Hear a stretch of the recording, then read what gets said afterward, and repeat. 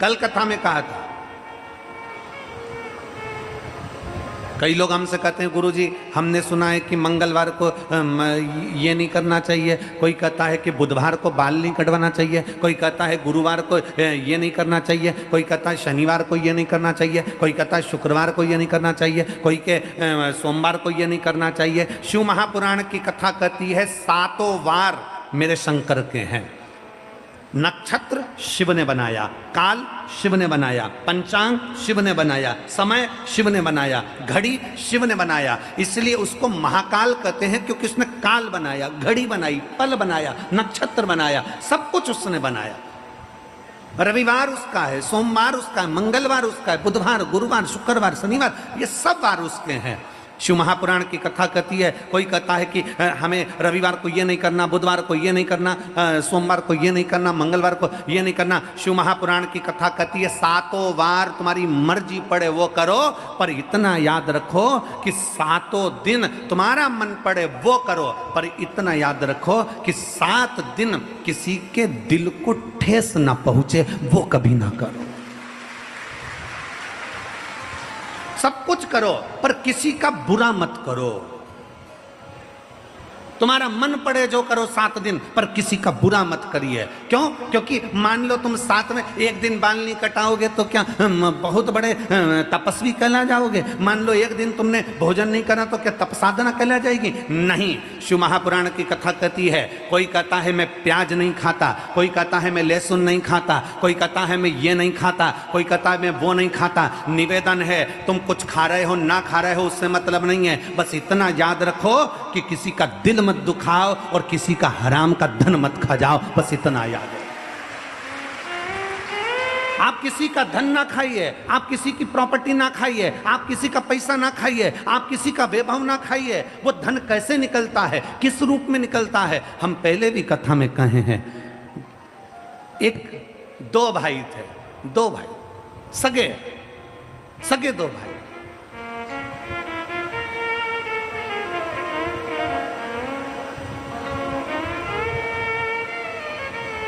एक भाई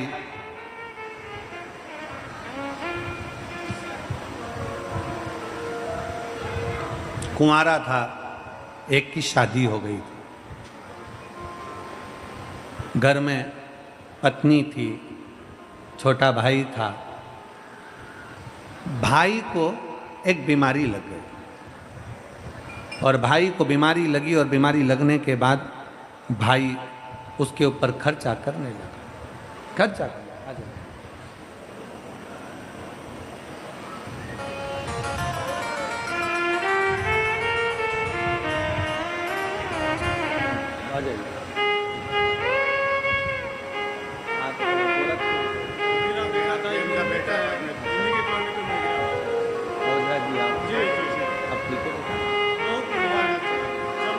आप ही हैं, ये ओझा जी हैं जिन्होंने इनसे कहा था कि अपने 16 साल का बेटा जिसका ब्रेन खोल दिया गया और कोमा में चले गया, उसके पास में 1 घंटे तक लगातार उसके कानों में श्री शिवाय नमस्तुभ्यम बोलते रहे और आज बेटा ठीक हो गया है। ये बेटा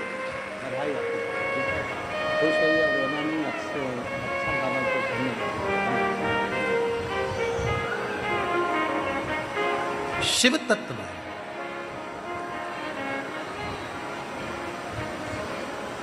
ओघड़ी है शिव भक्ति कर रही है। 2 भाई, छोटे भाई के शरीर में रोग हो गया। रोग होने के बाद छोटा भाई धीरे धीरे बीमार पड़ता डॉक्टरों को दिखाया, दवाइयां दिलाई, औषधि दिलाई, सब कुछ करा। आखिरी में छोटा भाई ठीक नहीं हुआ। पैसे पे पैसा लग रहा था, धन पर धन लग रहा था। धर्म पत्नी ने अपने पति से कहा, सुनो तुम्हारे भाई पर लगभग लाखों रुपए खर्च हो गए पर तुम्हारा भाई ठीक नहीं होता, तो मेरा निवेदन है डॉक्टर से मिल लो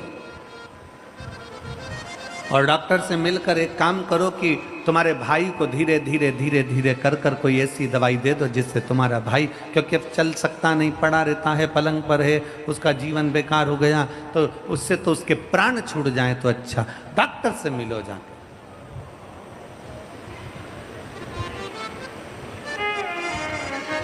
रो मत बेटा, आ जाओ, रो नहीं। देखो बाबा के पास आए हो ना तो रोना नहीं चाहिए, बाबा के पास रोते नहीं।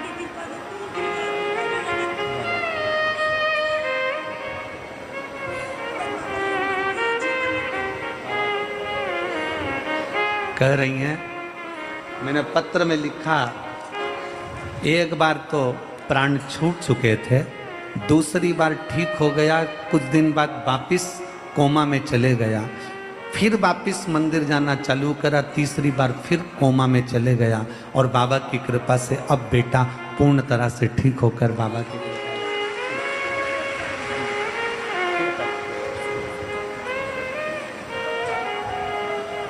एक शिव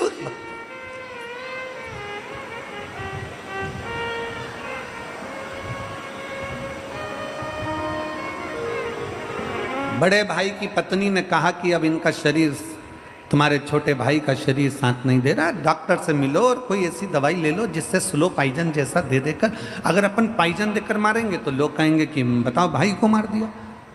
कोई दवाई ऐसी दे दी जाए जो धीरे धीरे धीरे धीरे तुम्हारा छोटा भाई, अब शरीर में कब तक पैसा लगाओगे, वो शरीर काम का नहीं है। बड़े भाई ने कहा ठीक है, डॉक्टर से जाकर मिले, डॉक्टर ने एक दवाई दे दी, 2-2 बूंद ये दवाई देते रहना, किसी को मालूम ना पड़े, और वो मरीज गया। डॉक्टर कभी ऐसी दवाई नहीं देता कि किसी के प्राण छूटे।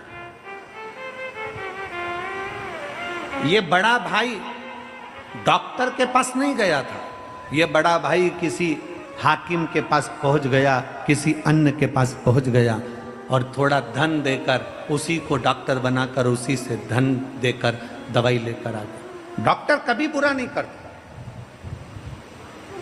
हमने पहले भी कहा कि डॉक्टर शिव का एक रूप होता है।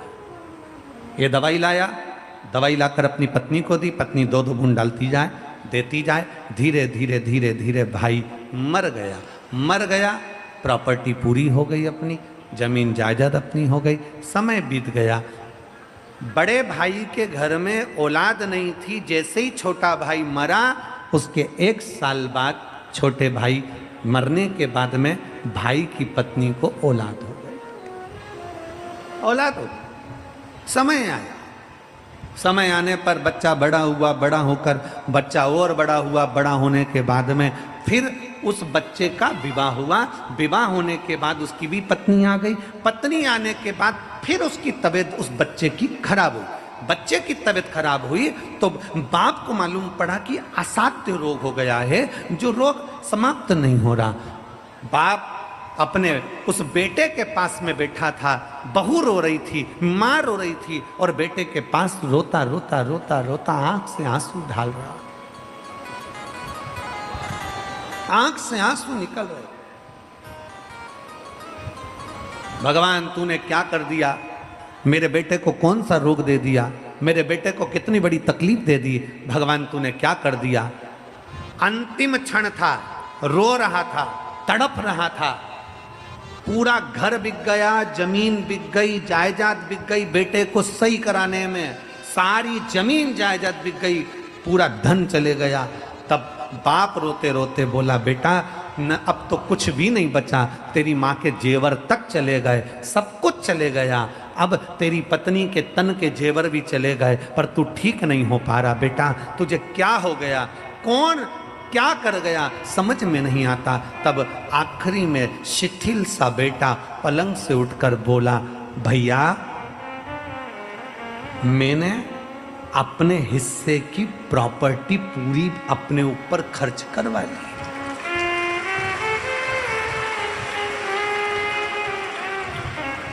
मैं तेरा भाई, जन्म लिया तेरे ही घर में, तुझसे ही खर्च करवा कर जा रहा। कर्म की गति बड़ी विचित्र है, इसलिए शिव महापुराण की कथा कहती है कि तुम 7 दिन में 7 बार में बुधवार, गुरुवार, शुक्रवार, शनिवार तुम्हारी मर्जी पड़े जो करो, पर इतना जरूर करो कि हम किसी का बुरा ना करें।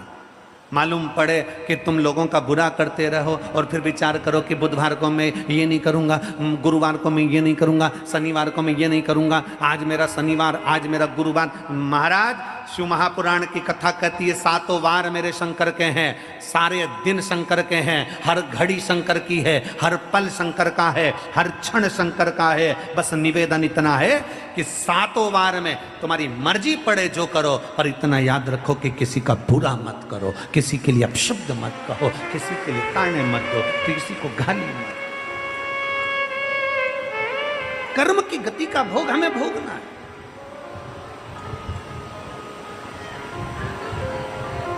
कोई दूसरा कर्म गति का भोग भोगता ही नहीं है।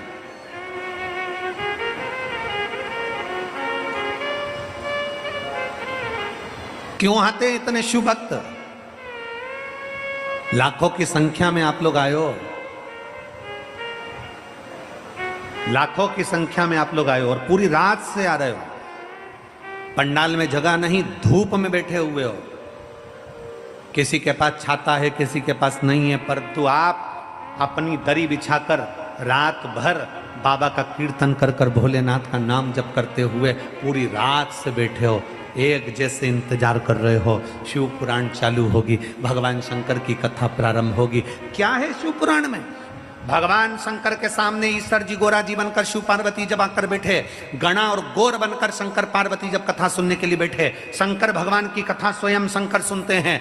शंकर पार्वती जब कथा सुनने के लिए बैठे, उस समय पर वहीं पर उसी जगह पर भगवान शंकर ने तुमरुका जी से पूछा, ए तुमरुकेश्वर, ए तुमरुका, बताओ इस शिव महापुराण के पंडाल का ऐसा क्या महत्व है कि दुनिया के लोग शिव पुराण की कथा में जाकर बैठते हैं? उसका सार तत्व क्या है? तुमरुका जी ने भगवान शंकर की साक्षी में, ईश्वर जी और गोरा जी की साक्षी में, गणा और गौर की साक्षी में कह दिया कि ये 24,000 श्लोक की शिव महापुराण की कथा साधारण नहीं है। जिस पंडाल में, जिस भूमि पर, जिस जगह पर यह कथा होती है, वहां 33 कोटि देवी देवता 24 घंटे खड़े रहकर कथा का रसपान ग्रहण करते हैं। ये 24,000 श्लोक की शिव महापुराण की कथा 24 घंटे देवताओं को खड़ा रखकर भगवान शंकर की विरल कथा का रसपान करते हैं। किसका मंगल बेकार, किसका शनि बेकार, किसका गुरु बेकार, किसका बृहस्पति बेकार, किसका शुक्र बेकार, किसका राहु बेकार, किसका केतु बेकार, किसके घर में वास्तु दोष, किसी के घर में काल सर्प दोष, किसी के घर में पितृ दोष। शिव महापुराण की कथा कहती है, जब वो कथा सुनकर उठकर अपने घर के लिए जाता है, उसके शरीर से उसी जगह की मिट्टी, पुलिस इंस्पेक्टर की पोस्ट से रिटायर हुए हैं। मेरे पति को 2/5/2024 में हार्ट की परेशानी हो गई थी। गुरुदेव 4 बार डॉक्टर को दिखाया तो कहा कि इनका हार्ट काम नहीं कर रहा। हार्ट ने काम करना बंद कर दिया। बहुत बड़ी प्रॉब्लम सामने खड़ी हो गई गुरुदेव। पति को परेशान देखकर हम पूरा घर परेशान हो जाता। अब करे तो करे क्या? गुरुदेव, किसी काम करने वाली महिला ने कहा कि जीजी टीवी खोलो, टीवी में सीहोर वाला महाराज कथा कर रहा होगा, आप अंकल से कहो वो कथा सुनेंगे। टीवी खोली, उस समय आपकी कथा 1 बजे से 4 बजे तक आ रही थी। वो कथा का रसपान करना प्रारंभ करा। मेरे पति को विश्वास नहीं हुआ कि ये शिव महापुराण की कथा सुनने से क्या रोग का निदान हो सकता है। तब टीवी पर कथा सुनना प्रारंभ करा। उसी दिन मेरे पति ने कथा सुनते से कहा कि तू जा और जाकर 1 लोटा जल ये सीहोर वाले महाराज के कहने पर चढ़ाना प्रारंभ कर। मैं जाती, शंकर के मंदिर से जल लाती, अपने पति को गिलास में भरकर वो जल पीने के लिए थोड़ा सा दे देती। रोज अपने पति को जल देना प्रारंभ करा और डॉक्टर ने तो बहुत डरा दिया था गुरुदेव। फिर हम आखिरी में जांच कराने के लिए वापस डॉक्टर के पास पहुंचे तो डॉक्टर ने एंजियोग्राफी करने का जो बोला था, ऑपरेशन करने का जो बोला था, डॉक्टर ने आखिरी में कह दिया इसकी सारे टेस्ट नॉर्मल आ गए हैं, ना इसको एंजियोग्राफी की जरूरत है, ना हार्ट में ऑपरेशन की जरूरत है, ना बाईपास करने की जरूरत है, इनको घर लेकर जाओ। मैं बाबा को प्रणाम करने के लिए आई हूँ। एक लाइन अच्छी लिखी है, आप और हम गुनगुना लेते हैं। अपनी किस्मत का ताला हो, अपनी किस्मत का ताला तुम खोलते चलो, शीश शिवाय नमस्तुभ्यं बोलते चलो, श्री शिवाय नमस्तुभ्यं बोलते चलो। भगवान से अपने मन की बात भाव के साथ जब हम प्रार्थना कर कर जाते हैं, शिव क्यों ना संभाल ले। शंकर क्यों ना करुणा कर दे। किसी के यहाँ पर 4 साल बाद औलाद हो रही है, किसी के यहाँ 10 साल बाद औलाद हो रही है, किसी के यहाँ 15 साल बाद हो रही है, किसी के यहाँ 14 साल बाद हो रही। इतने पत्रों का ढेर लगा पड़ा हुआ है कि हम इतने पत्र पढ़ भी नहीं पाए। इतने पत्र हम पढ़े भी नहीं। किसी के यहाँ 4 साल, किसी के यहाँ 8 साल, किसी के यहाँ 10 साल, किसी के यहाँ 15 साल, किसी के यहाँ 20 साल बाद संतान का सुख प्राप्त होता है। किसके बल पर? कौन कौन देता? आपका विश्वास, आपका भरोसा, आपकी दृढ़ता। जो आप शंकर जी के मंदिर में जाकर पशुपति व्रत करते हो, जो शिव के मंदिर में जाकर सफेद आंकड़े की जड़ का प्रयोग करते हो, जो भगवान शंकर के मंदिर में जाकर झाड़ू पोछा कर देते हो, मंदिर में जाकर साफ सफाई कर देते हो, मंदिर में जाकर दीपदान कर देते हो, कहीं ना कहीं तुम्हारा विश्वास शिव के प्रति बढ़ा तो मेरे ओघड़दानी ने, मेरे शंकर ने तुम्हें देने में कमी नहीं रखी और तुम्हारी झोली खुशियों से भर दी।